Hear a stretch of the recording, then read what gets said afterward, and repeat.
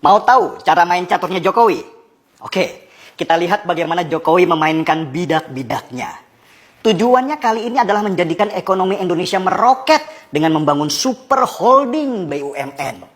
Bidak-bidak Jokowi adalah para menterinya. Dan menarik melihat bagaimana Jokowi menempatkan para menterinya untuk mencapai tujuan. Menteri pertama yang dipasangnya adalah Mahfud MD, Menko Polhukam. Tugas Mahfud yang paling penting kali ini adalah menyusun undang-undang Omnibus Law. Omnibus Law ini adalah produk undang-undang yang nantinya akan menyeragamkan undang-undang investasi yang selama ini bertentangan. Sebagai contoh, misalnya, di daerah A peraturan investasinya X, sedangkan di pusat peraturan investasinya Y, jadinya bertentangan. Nah, ini menyulitkan investor asing masuk ke Indonesia. Omnibus Law akan membuat peraturan yang mengikat dan menjadi rujukan para investor untuk berinvestasi di daerah. Dan yang kedua adalah Kepala BKPM, Bahlil Lahadalia.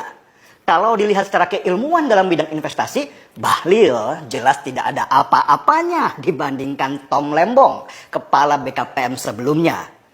Tapi ternyata Tom Lembong tidak bisa menyelesaikan masalah selama ini, yaitu peraturan perizinan di daerah. Bahlil lah yang dirasa cocok, harus pakai gaya preman untuk mendobrak masalah di daerah, bukan model ningrat macam Tom Lembong punya.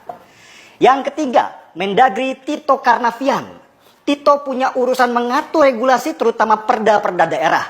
Salah satunya mengatur kembali pilkada langsung yang malah menjadikan bupati dan wali kota raja-raja kecil yang menghambat investor asing dengan segala peraturannya yang rumit.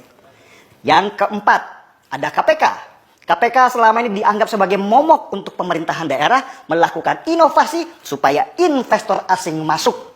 KPK baru nanti akan fokus membangun sistem pencegahan korupsi daripada hanya sibuk dengan OTT sebagai citra diri. Nah, sesudah masalah perizinan itu sudah dibangun panglima-panglima perangnya, Jokowi kemudian membangun kendaraan perangnya lewat konsep super holding BUMN. Super holding BUMN ini adalah perusahaan super yang nanti akan membawahi holding BUMN yang sudah ada. Rencana namanya adalah Indonesia Incorporation. Untuk apa super holding BUMN ini? Fungsinya sama dengan perusahaan investasi negara, Temasek Singapura, dan Khazanah Malaysia. Dengan menggabungkan aset seluruh BUMN dalam satu wadah perusahaan investasi, maka perusahaan super holding ini akan bisa membeli saham perusahaan-perusahaan multinasional. Dan ketika pemerintah sudah masuk dalam struktur manajemen, maka perusahaan akan diarahkan untuk investasi di Indonesia. Dengan begitu, masalah pengangguran kelak akan teratasi karena banyaknya lowongan kerja. Ada pepatah yang mengatakan, kalau kamu tidak bisa memaksa mereka masuk ke tempatmu, maka beli mereka. Berapa sih sebenarnya total aset BUMN kita? Untuk melihat perbandingan negara-negara lain, kita lihat dulu perusahaan negara Khazanah Malaysia. Mereka mengelola aset BUMN mereka senilai total 500 triliun rupiah. Sedangkan Temasek Singapura yang sudah mendunia itu, nilai total asetnya 3.000 triliun rupiah. Dan Indonesia? Ini yang mengagumkan. Jumlah total aset BUMN di Indonesia kalau digabungkan semua menjadi satu, nilainya lebih dari 8.000 triliun rupiah.